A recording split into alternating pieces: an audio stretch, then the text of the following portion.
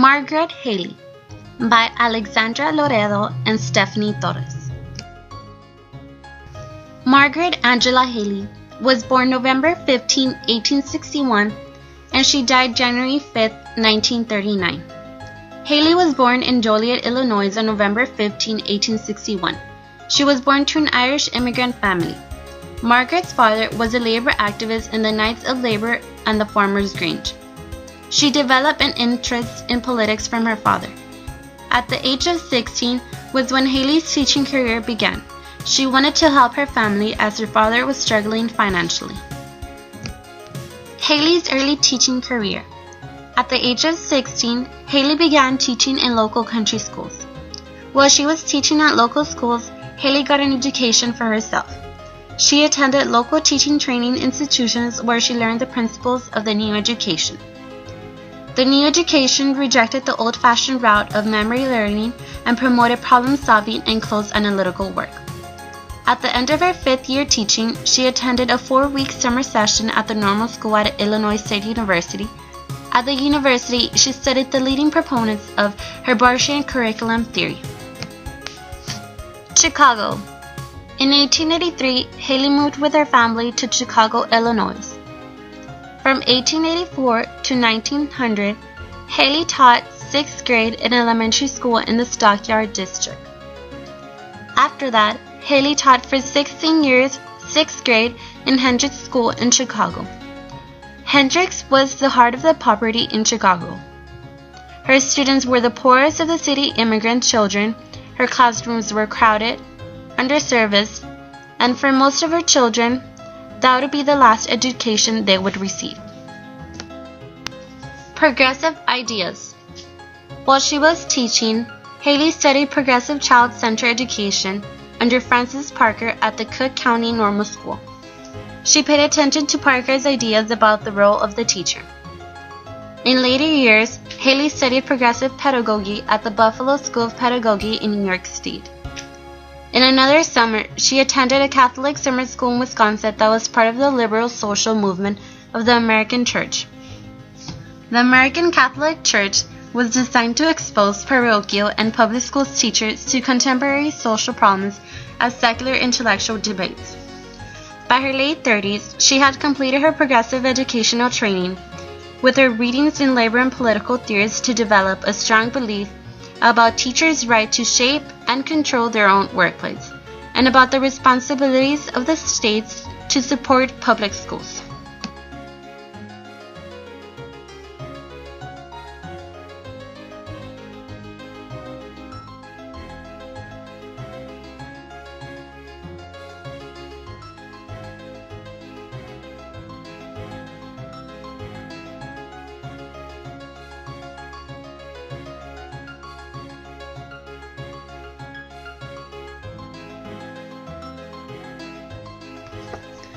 Changing teachers' lives. Margaret Haley was one of the most influential teachers of the 19th and 20th century. During her lifetime, she helped shape the way teachers were treated as professionals through her leadership in the Chicago Teachers Federation, one of the most powerful teachers' unions of the 19th and the 20th century. Margaret Haley, a voice in the national educational politics. Haley fought for the traditional bread-and-butter issues, pensions, salary increases, and other benefits for teachers. She promoted a more professional approach to teaching, including improved teacher education and teacher involvement in school management.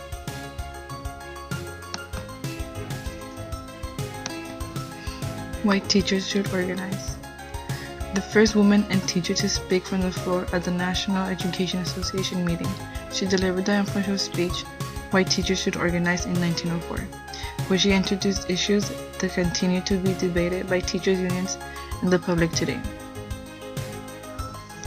She was accused of being extremely biased, excluding the voice and interests of elementary teachers.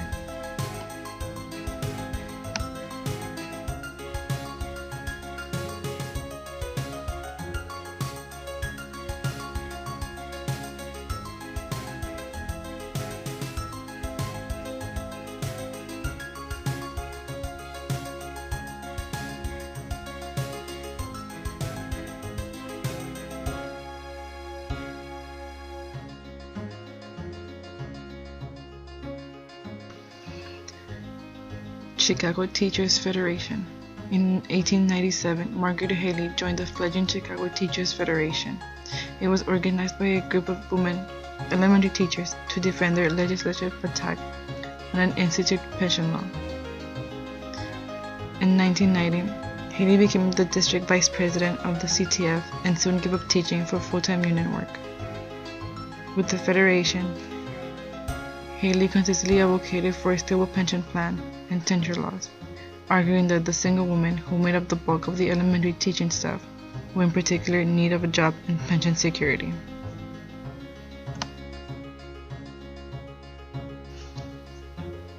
CTF. Haley's first action in the CTF was to file a lawsuit when the Chicago Board of Education refused to honor a promised pay raise for the city grade school teachers. She discovered that corporations were not paying their fair share of taxes, which deprived the city of needed funds for school. CTF's lawsuit forced corporations to pay their taxes and the city's teachers won their raise. Equally important to Haley was the fact that the corporations were forced to assume their civic responsibility to public schools.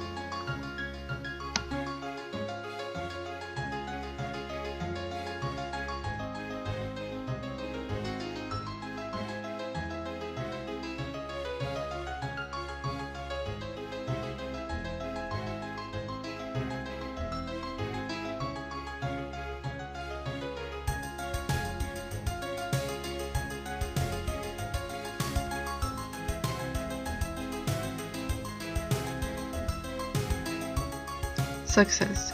Under her leadership, the teachers' unions became a political force for both school and social reform.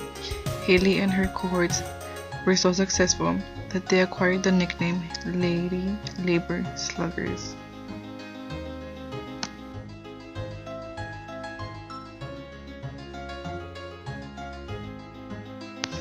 Politics. Haley supported women's suffrage, child labor laws, direct primaries, and tax reform, and was a member of Women's Trade Union League. Haley was excluded from much of middle-class Protestant women's reform because of her class and religious background, and because of her staunch affiliation to labor. Haley's refusal to align with more radical groups included socialists, anarchists, and African Americans, also limited her power. She left behind by other groups that sought to include secondary teachers, male teachers, and teachers of color.